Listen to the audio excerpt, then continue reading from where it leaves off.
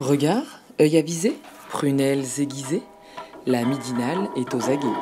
Par Pierre Jacquemin, tous les jours à 12h30.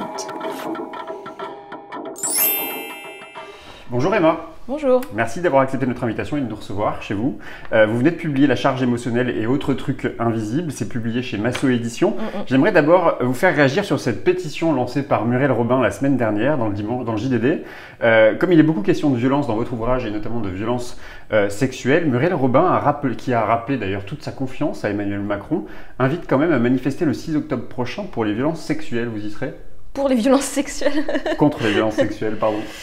Je sais pas, moi Mais c'est compatible ça, de dire j'ai toute confiance dans l'action d'Emmanuel Macron qui a fait passer une loi sur les violences sexuelles et en même temps de dire il faut mobiliser les citoyens pour que le gouvernement agisse sur ces questions-là? Je pense que c'est en tout cas compatible avec le mode de communication de Macron, c'est-à-dire on fait des événements, des manifs, des tours de France, machin, pour dire c'est mal la violence faite aux femmes, et puis derrière on retire les subventions aux associations féministes.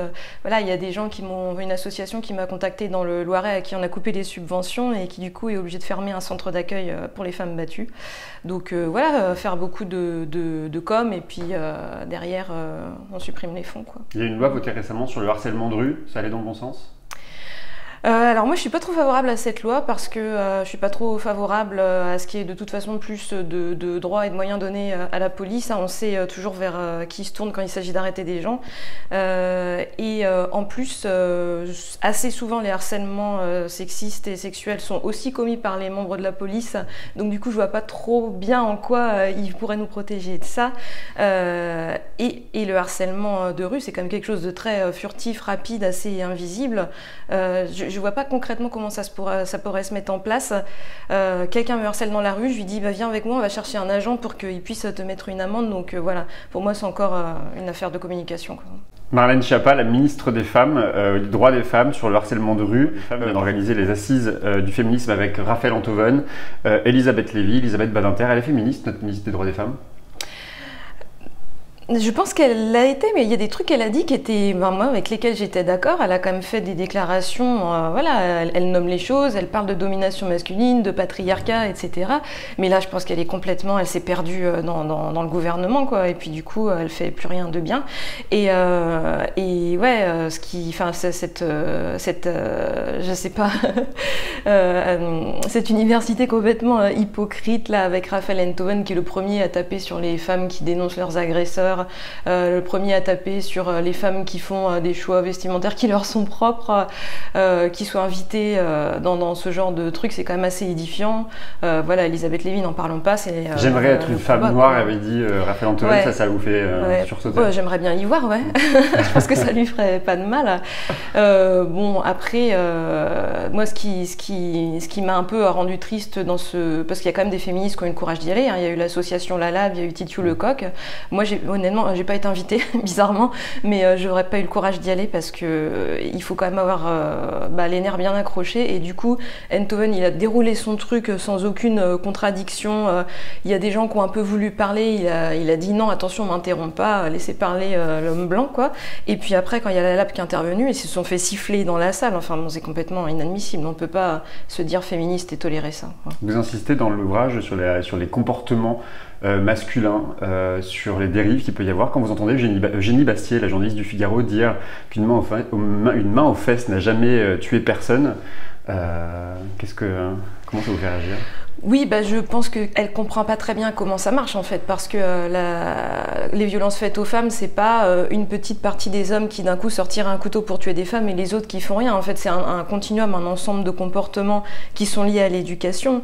Et du coup, ces comportements, ils débutent avec les remarques non sollicitées sur le physique des femmes. Et puis voilà, ça continue par degrés de pire en pire jusqu'au meurtre. On peut pas, c'est un peu ce que j'explique dans mon bouquin, on peut pas délimiter une ligne en disant là c'est agréable ou ça passe ou j'en sais rien et puis là ça devient un crime, c'est pas possible puisque tout se structure. En fait il faut attaquer la culture qui crée ces comportements. On peut pas juste dire définir ce qui serait autorisé ou pas. Ça a été une révolution, MeToo, ça fait 1 an. Est-ce que c'était une révolution? Je pense que c'est une évolution. Les femmes, elles s'emparent quand même beaucoup de l'outil internet, des réseaux sociaux pour être entendues. Moi, j'aime pas trop qu'on dise que on a libéré la parole parce que les femmes, elles ont toujours parlé. Par contre, elles l'ont fait tout en même temps. Elles l'ont fait, voilà, on était très nombreuses à parler. Moi, j'ai parlé aussi. On l'a fait simultanément, un peu sur le même support. Et du coup, c'était plus possible de faire là, ça n'existe pas, t'exagères, t'as menti ou t'as mal compris ce qui s'est passé. Et surtout, ce qui s'est passé de hyper intéressant, c'est que y a plein de femmes qui se disent pas féministes, qui étaient un peu aussi sur ce truc de je pense qu'il y en a qui exagèrent, etc., qui sont mises à parler aussi, en fait. Et ça a fait un effet boule de neige où je pense que chacune a un peu rembobiné son passé et revu toutes les scènes, tout ce qui lui est arrivé, parce que ça commence avant 10 ans, hein, le harcèlement sur les petites filles. Donc, et qui se sont dit, bah oui, en fait, ça existe et oui, on est toutes dedans. Donc je pense qu'il y a une prise de conscience. Après, ce que ça va donner, je sais pas. Vous dites qu'il faut passer de la culture du viol à la culture du consentement, que vous illustrez d'ailleurs dans plusieurs exemples dans le livre. Qui est le mieux placé pour éveiller, pour éduquer les jeunes générations sur ces questions? C'est l'école ou c'est des artistes comme vous qui faites passer des messages? Pour moi, c'est une collaboration, en fait. C'est-à-dire que je pense qu'il faut beaucoup compter quand même sur les parents, hein, pour, dans leur attitude, montrer que le consentement, c'est quelque chose d'important. Je suis pas sûre qu'on soit vraiment obligé d'avoir une conversation très pointue sur le sujet, mais montrer que voilà, le contact, c'est quand on est d'accord dans les deux sens, etc. Bon, malheureusement, on peut pas compter sur tous les parents pour faire ça, donc aussi, il faut que les structures officielles s'en occupent. Donc je pense que c'est important d'en parler, bien sûr, à l'école, d'avoir des cours d'éducation sexuelle. Et pas que contraception, grossesse, mais aussi parler de consentement, de plaisir, voilà, c'est important, quoi. Ça veut pas dire qu'on va apprendre aux enfants à se masturber. Et puis... Mais quand même, quand le gouvernement de Manuel Valls, par exemple, décide de renoncer aux ABCD de l'égalité, qu'est-ce que vous vous dites à ce moment-là? Que la gauche a abandonné, qu'elle a manqué de courage? Mais pour moi, Manuel Valls, c'est pas la gauche.